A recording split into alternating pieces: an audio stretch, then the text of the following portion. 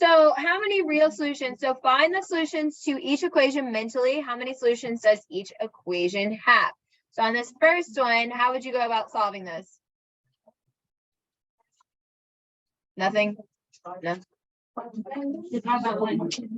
You would take the square root of 4. What's the square root of 4? 2. And you're not just going to have 2. You're going to get positive and negative 2, right? Okay, so x would equal positive and negative 2. There would be 2 solutions for that, right? Okay, on the next one, if I took the square root of both sides, what would I get? Positive and negative 3. Okay, if I took the square root of 0, it would be 0 still. So if we took the square root of 0, it would still be 0. Okay, with me? Okay.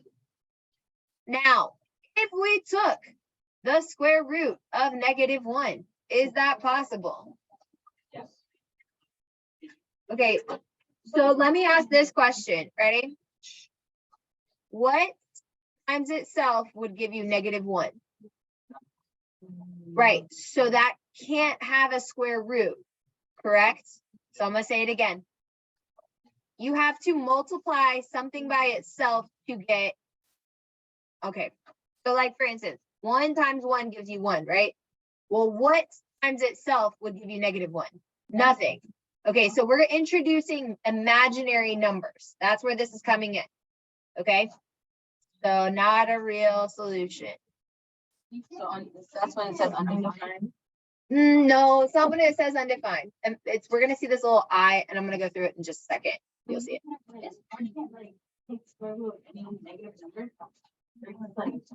It will not be a real answer.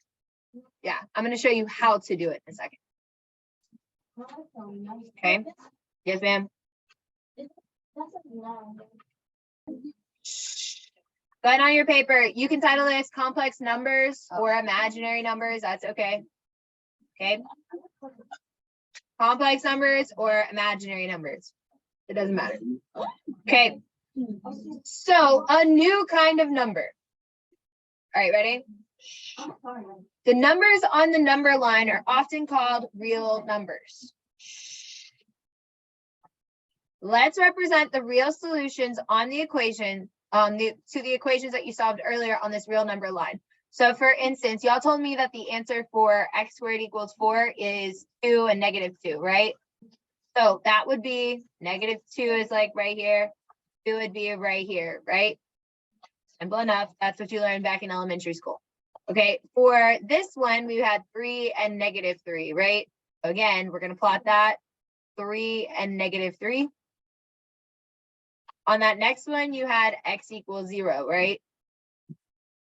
And again, that last one, we couldn't plot it because it's not a real solution. It doesn't cross the real line at all. Okay, so imaginary numbers. So the square root of negative 1 is the solution to x squared equals negative 1. So here it is again. The square root of negative 1 is the solution to x squared equals negative 1.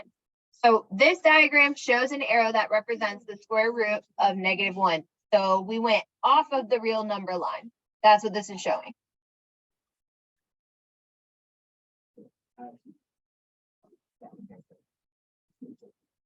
What? Okay, gotcha. Thank you.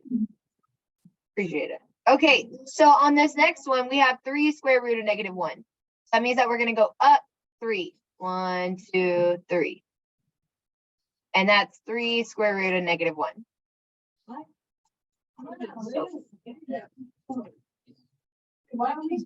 Okay, so again, we have 3 square root of negative 1. Because again, we solved x squared equals negative 1. That gave us square root of negative 1. Okay, now we're going to graph 3 square root of negative 1, and that's going to go up 3. No, because it's the number that's out in front. Because we're about to do that in a second.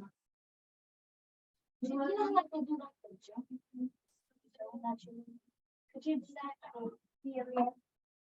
just went straight up.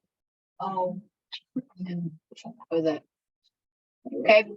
On the next one, we have negative square root of -1. So now we're going to go down 1. And this is going to be negative square root of -1. Okay. Okay, so if it's positive, it's going up. If it's negative, it's going down. Okay, so the last one, that's -5 square root of -1. So that means that we're going to go down 5. And I can't see these lines, but 1, 2, 3, 4, 5. Yeah, can't see it. Okay, so imaginary numbers. We talked about how the square root, x squared equals -1 has 2 solutions.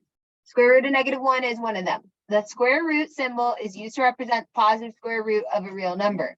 Mathematicians decided to use a different symbol to represent 2 imaginary solutions. Okay, here's what you write down. Ready? Don't write down the whole thing. This and this. Wow. Generally cannot see that. Oh, no, not the whole dollar. Brilliant. Okay, so square root of 36 is 6, right? So we're gonna write this as 6i. Okay.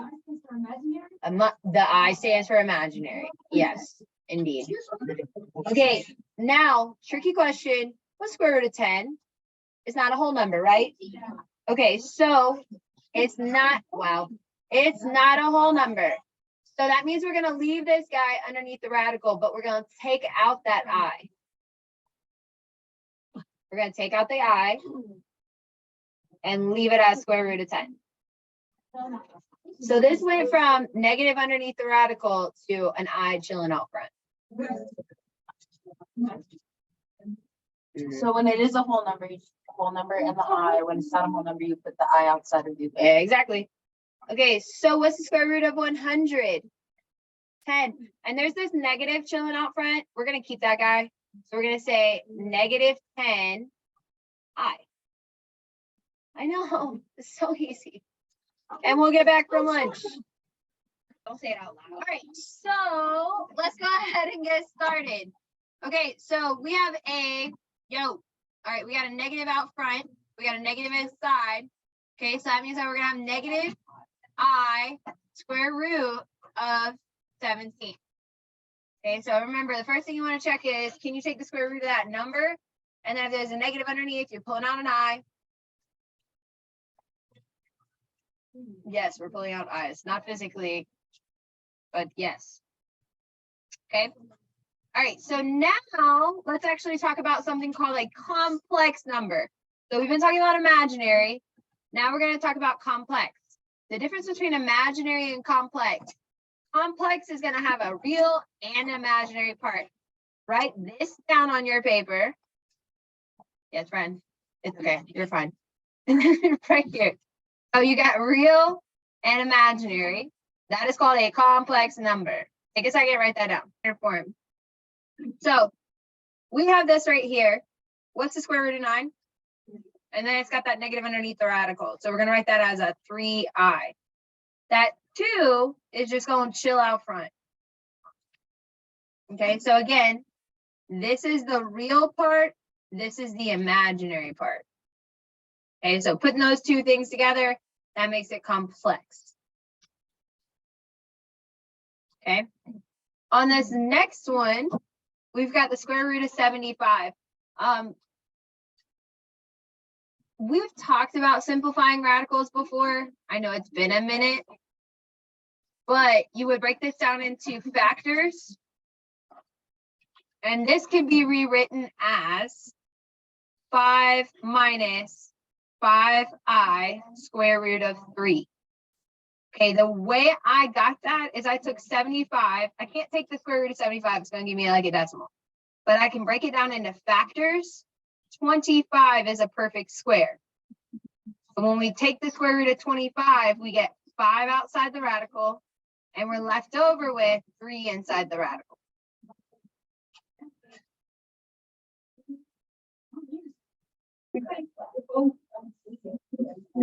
Okay, so you should have gotten -6 plus 4i.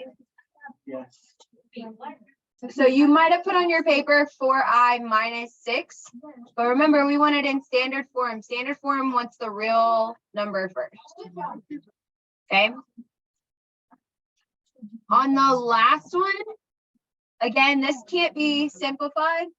So what we're going to do is break it down into factors. So this is going to be 4 and 3 with square root of 4. Okay, so this is going to be 2i square root of 3. Notice how there's not a real part.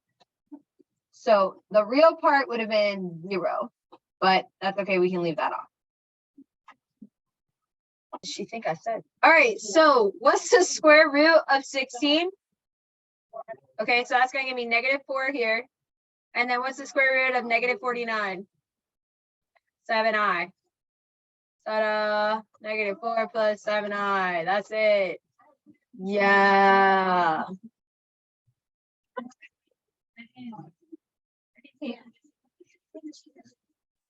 Shame. Makes sense. Okay, so